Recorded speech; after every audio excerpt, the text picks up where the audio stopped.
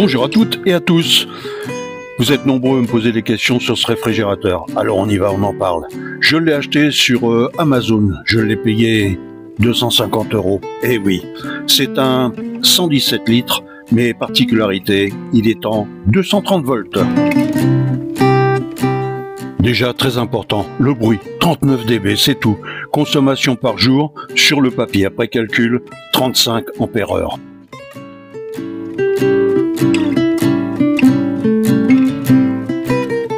La partie supérieure de 87 litres, donc est le réfrigérateur. Il y a pas mal de place, croyez-moi. Ensuite, au niveau de la porte, on a plusieurs compartiments pour pouvoir mettre, vous voyez, les bouteilles, les jus de fruits, toutes ces choses-là.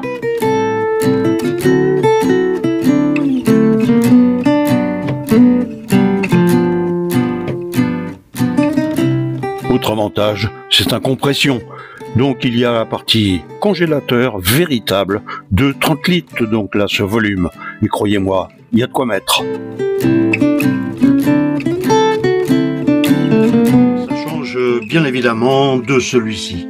Voyez. Donc celui-ci c'est le Trimix simplement. Et il est pas mal, hein. Sincèrement il est pas mal. Mais la profondeur est pas du tout la même, déjà d'une part, pour un encombrement identique, hein. Mais voilà, et il y a une partie malgré tout congélateur. Bon. Le problème que j'ai rencontré, c'est tout simplement la largeur. Et oui, quand on ferme ça, on a ici juste une largeur maximum de 52. Et là, les réfrigérateurs du commerce sont plus larges. Bonjour à toutes et à tous. Beaucoup m'en ont parlé de ce réfrigérateur. Franchement, je me rends compte que ça vous intéresse grave, comme on dit. Alors on y va, je vous en parle. Je vous ai déjà donné quelques petites explications du choix, je dirais, mais ça va un petit peu plus loin que ça. On va déjà parler au niveau des consommations, simplement. Par habitude, je dirais qu'en été, mon Trimix là et tous à peu près c'est la même chose. Il faut compter, je vais dire un mois, un peu plus d'un mois. S'il fait très chaud, même si c'est encore moindre, mais il faut compter, on va dire, un peu plus d'un mois pour une bouteille de gaz. Une bouteille de gaz, c'est-à-dire 40 €. Voilà. Donc 40 € pour un mois, ça fait quand même beaucoup. C'est excessivement énergivore ce système-là. Ça fonctionne très bien. J'ai pas de reproche à faire à mon réfrigérateur là actuel. Non, non, non, non. Mais voilà. Quand vous aurez compris la différence, vous comprendrez pourquoi je mets ses capacités, je dirais, un peu à l'écart. Ensuite, quand on roule, ce réfrigérateur-là, Trimix, va passer sur le 12 volts. Or, ne croyez surtout pas que le 12 volts, c'est fait pour refroidir. Non, c'est faux. Le 12 volts permet juste de maintenir. Pourquoi? Parce que l'appareil est tellement énergivore qu'il fait juste un maintien de la température. Pas plus. Il ne refroidit pas. Alors, vous allez voir, parce que comme ça peut paraître anodin, on se dit, ouais, bon, bah d'accord, ça maintient. Non, non. Vous roulez, vous vous arrêtez, il y a un marché, d'accord? Vous achetez des produits et vous voulez les mettre au réfrigérateur. Si ce sont des produits frais, si ce sont des légumes, des choses comme ça, eh bien imaginez, vous ouvrez le réfrigérateur, boum, il se réchauffe. On est d'accord. En été, on est toujours, hein. Vous mettez les produits dedans qui ne sont pas frais. Ils sont tièdes, on va dire. Il faut qu'il fasse du froid. Or, là, il ne fait pas de froid puisqu'il est en 12 volts, il maintient juste la température. Conclusion, vous êtes en train de réchauffer votre réfrigérateur. Quand vous êtes reparti, vous avez fait vos courses, vous êtes reparti. Pendant ce temps-là, votre réfrigérateur, eh bien, il se réchauffe. Pourquoi? Parce qu'il n'a pas la puissance en 12 volts. Hein, il n'a pas la puissance pour refroidir les aliments. Gros problème. Donc, après, quand vous vous arrêtez, il va repartir sur le gaz, ou bien si vous vous arrêtez sur une aire, vous êtes obligé de payer, bien évidemment, pour avoir le 230 volts. Rare qu'on vous en fasse cadeau, ça arrive, hein, mais rare qu'on vous en fasse cadeau. Et donc vous allez être obligé de payer pour pouvoir rafraîchir, refroidir dans votre réfrigérateur. Voilà, ça c'est le système du Trimix. Il est bien, c'est fonctionnel, mais il y a ce mais. Or, avec un réfrigérateur à compression, on a deux choses qui sont énormes. C'est que on est toujours sur le 230 volts. On y reviendra. Mais on est toujours sur le 230 volts, c'est-à-dire qu'il tourne, que vous soyez à l'arrêt, que vous rouliez, c'est pareil. Il faut pour ça avoir un petit convertisseur, j'y reviendrai après la vidéo, enfin après. On va utiliser un petit convertisseur qui lui va faire tourner le réfrigérateur, bien sûr pas tout le temps, quand il aura besoin de refroidir, de redescendre en température. Et si on va faire des courses, on reprend le même scénario, on met les aliments dans le réfrigérateur, ou même, encore mieux, puisque là c'est le cas, dans le congélateur, et bien le congélateur, le réfrigérateur, tout ce petit monde-là se met en route sur le 230 volts à partir de la batterie, bien évidemment, mais la consommation est nettement moindre. Je vais y revenir sur la consommation. Voilà la différence énorme qu'il y a entre un trimix et un compression, un réfrigérateur à compression. Venons-en à la consommation. Alors, la consommation, c'est quoi? Je vais avoir déjà le réfrigérateur, vous avez vu, c'est 35 ampères-heure à peu près, un calcul qui a été fait. Alors, c'est un calcul qui a été fait, je dirais, sur le papier par rapport aux données constructeurs. Bon. Ça, c'est encore autre chose, je ne suis pas sûr parce que forcément, ils optimisent tout. Bon, il y aura certainement, ce sera certainement plus que ce que je vais vous donner. Donc 35 ampères-heure, c'est le calcul que j'ai fait. Vous voyez en début de vidéo, c'est indiqué, je ne sais plus combien à l'année, kilowattheure à l'année, enfin bon. Là, ça nous donne 35 ampères-heure journalier, par 24 heures. C'est que ces 35 ampères-heure, je les ai, moi, avec le panneau solaire ici. C'est-à-dire que mon panneau solaire, en fait, l'été, milieu de saison, même pas de problème pour ça, il me donne minimum déjà 25 ampères par heure. Donc 25 ampères-heure. C'est-à-dire qu'en 1h30, j'ai récupéré par le solaire ce que me consomme mon réfrigérateur. Vous avez compris, 1h30, c'est rien du tout pour une journée en été. Voilà. Même si je prends en compte le fait qu'on puisse trouver 2 ou 3 jours de grisaille, de pluie, c'est pas un souci parce que, là encore, j'ai la batterie. Et la batterie, elle me donne plus d'1 semaine d'autonomie avec ce réfrigérateur-là. Donc, aucun souci. Autre chose aussi, c'est le bruit.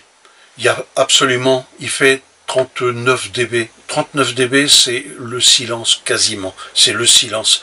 Donc, on ne l'entend même pas, ce réfrigérateur-là. Donc, vraiment un bonheur. Voilà. À présent, sur les dimensions. Alors, les dimensions du réfrigérateur, vous l'avez vu, c'est 52 cm maximum. J'avais droit à 52 cm maximum. Or, pour cette hauteur-là de réfrigérateur, je n'ai pas trouvé dans le commerce de réfrigérateur avec cette largeur-là. Minimum, enfin maximum, d'accord? Tous faisaient 54, les encastrables, tout ça c'est 54. Celui-ci, eh ben celui-ci fait 47 cm, quelque chose comme ça. Il rentre, voilà. Et il fait 1,14 m en hauteur. Pour 1,24 m disponible, ça veut dire que j'ai encore de la marge. Ne vous inquiétez pas, je vais l'utiliser cette marge. Maintenant, puisqu'on parle de ça, on va dire, oui, mais alors dans ce cas, il est plus petit, donc à l'intérieur, il y a moins de place. Eh ben non, parce qu'il y a 117 litres en volume. 117 litres, il y a 87 en partie réfrigérateur et 30 en partie congélateur. Un vrai congélateur. Pas d'accord, un vrai congélateur. Alors vous allez vous dire, oui, mais le Trimix, puisqu'il est plus grand, il y a plus de place. Eh bien non. Pourquoi? Parce que comme c'est énergivore, on fait en sorte de mettre de l'isolant très épais pour garder au maximum, pour éviter de le faire mettre en route. Vous voyez? Ce qui fait qu'à l'intérieur du réfrigérateur, j'ai facilement 7-8 cm d'épaisseur de paroi pour garder au frais, vous voyez, pour éviter de remettre en route le réfrigérateur. Là, j'ai beaucoup moins d'épaisseur. Conclusion, je gagne en volume. Et surtout, c'est qu'en profondeur, il est beaucoup plus profond. Pourquoi? Ben là encore, le Trimix, le système de refroidissement du Trimix, il est à l'arrière. Et là, on perd au moins 15 facilement, 15 bons centimètres pour mettre tout ce système-là dedans, avec la cheminée, avec tout le système qu'il y a. J'ai déjà fait une vidéo là-dessus, on va pas revenir dessus. Mais donc on perd du volume. Donc on perd du volume dans l'isolant, on perd du volume pour mettre le système de réfrigération derrière le réfrigérateur, donc on perd du volume pour faire court et simple. Alors que l'autre, on perd pas de volume, le compresseur il est juste en dessous, et il est tout petit, croyez-moi il est tout petit. Il consomme pas, on a de la place, ce qui fait qu'en fait, j'ai gagné en consommation, j'ai gagné en volume, et surtout j'ai gagné un vrai congélateur, pour en plus avoir un truc à 250 €. Voilà pourquoi j'ai acheté cet appareil-là. Le réfrigérateur, voilà, 87 litres de frigo, on peut mettre tout vraiment, enfin, tip top, j'ai fait les essais, c'est super bien. Et puis, la partie congélateur, 30 litres, je vous assure que 30 litres de congélateur, dans un camping-car, c'est énorme. Franchement, c'est énorme. Voilà. Je vais l'utiliser avec le convertisseur que j'ai, l'EDECOA, en 2 kW. Je vais le faire tourner, je vais voir ce que ça va me donner en consommation. Ça va consommer un petit peu plus parce qu'un 2 kW, il y a une, je dirais, en veille, ça consomme malgré tout un petit peu plus. Mais voilà, comme je vous ai dit au début, c'est 35 ampères-heure la consommation du réfrigérateur. Et j'irais dire que ça irait, je pense, aujourd'hui, en utilisant l'EDECOA, à 55 à peu près ampères-heure par 24 heures. Je vous ai dit, mon panneau solaire, il donne 25 ampères en été sans problème. Donc là, ça fait 2 heures de soleil. Sur une journée, vous voyez, je suis encore dans les clous sans problème. Donc, je ne m'inquiète pas là-dessus. Mais, j'envisage donc de trouver, ça vaut une 60aine d'euros, de trouver un convertisseur dans les 300, 500 watts. 500 watts, je pense que ce sera plus judicieux, en pur sinusoïde, qui sera dédié que pour le réfrigérateur. Voilà. À partir de ce moment-là, j'aurai plus qu'à mettre mon convertisseur en route et mon réfrigérateur tournera automatiquement. Et je vous ai dit, vous avez vu, toute la journée, sur 24 heures et sans faire de bruit, et surtout l'efficacité en été. C'est énorme. Les températures maximum, c'est 38 degrés. Mais je n'ai pas les 38 degrés dans mon camping-car. Franchement, je les ai jamais, les 38 degrés. Et c'est la température maximum. Donc, je vais dire par là, c'est que il peut aller un petit peu au-dessus sans problème, mais de toute façon, voilà, il tournera, il fonctionnera, aucun souci. D'autres vidéos vont suivre, bien évidemment. Je vais, là, on a parlé que de la partie technique, la partie remplacement et choses comme ça, mais il y aura une autre vidéo qui va suivre sur la dépose. En ce moment, je fais les tests du remplaçant, je dirais. Je fais les tests, mais il va y avoir une autre vidéo qui va suivre, qui va être donc la dépose de celui-ci.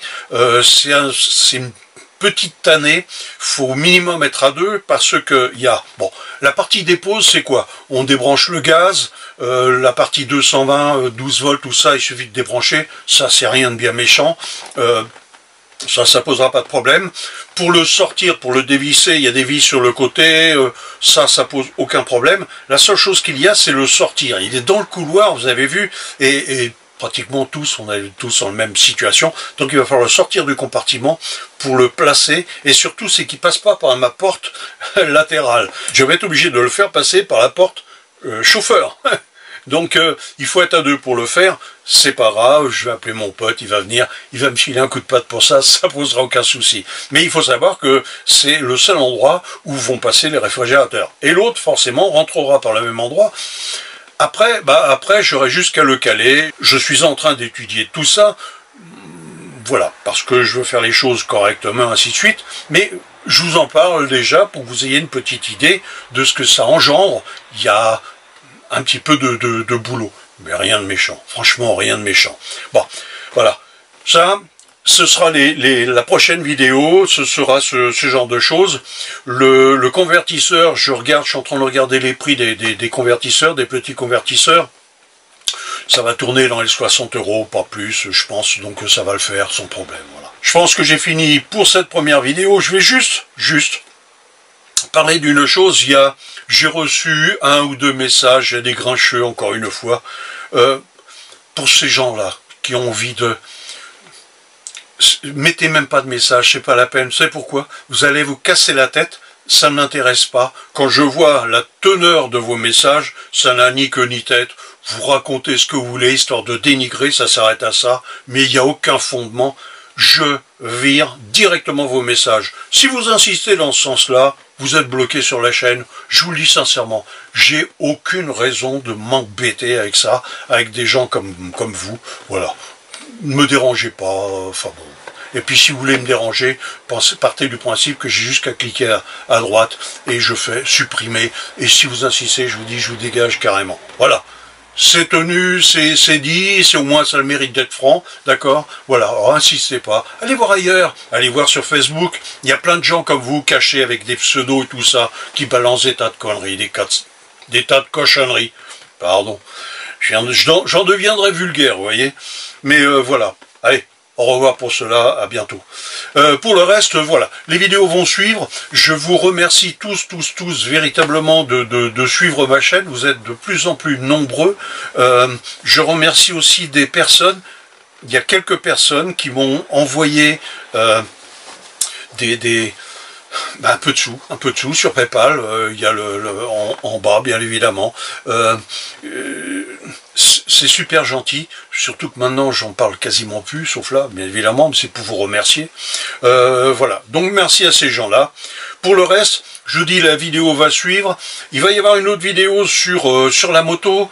Il va y avoir des vidéos aussi sur le montage vidéo. Vous verrez, je vous montrerai mon setup, mais là de manière différente, c'est-à-dire de la façon dont je filme en temps réel, mon montage, tout ça. Le setup, vous allez l'avoir aussi.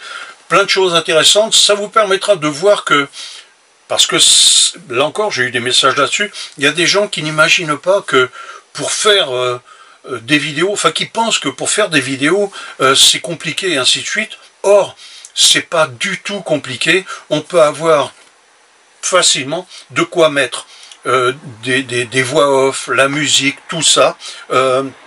Là, je fais tout sur la tablette à présent. C'est une Xiaomi.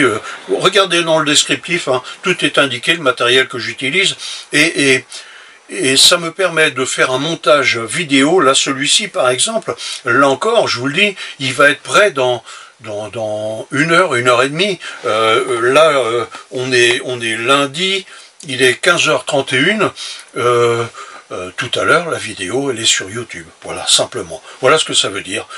Donc, ceux qui seront intéressés, des vidéos vont suivre sur mon matériel, mon setup, ma façon de tourner mes vidéos, et à savoir que les fêtes de Noël, par exemple, toutes ces fêtes-là, les voyages que l'on fait, on peut très bien, avec du petit matériel, avoir ça, et avoir un résultat comme ce que je vous montre là.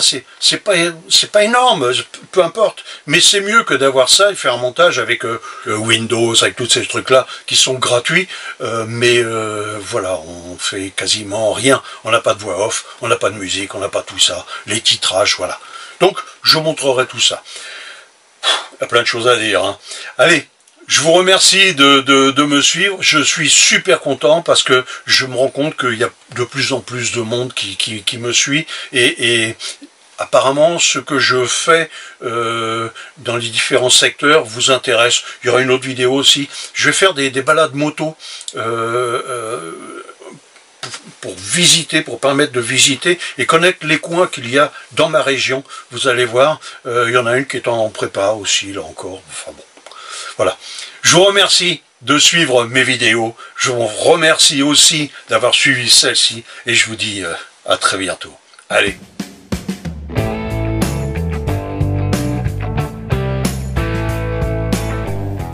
Si cette vidéo vous a plu, likez et puis abonnez-vous pour la prochaine. Allez, à bientôt.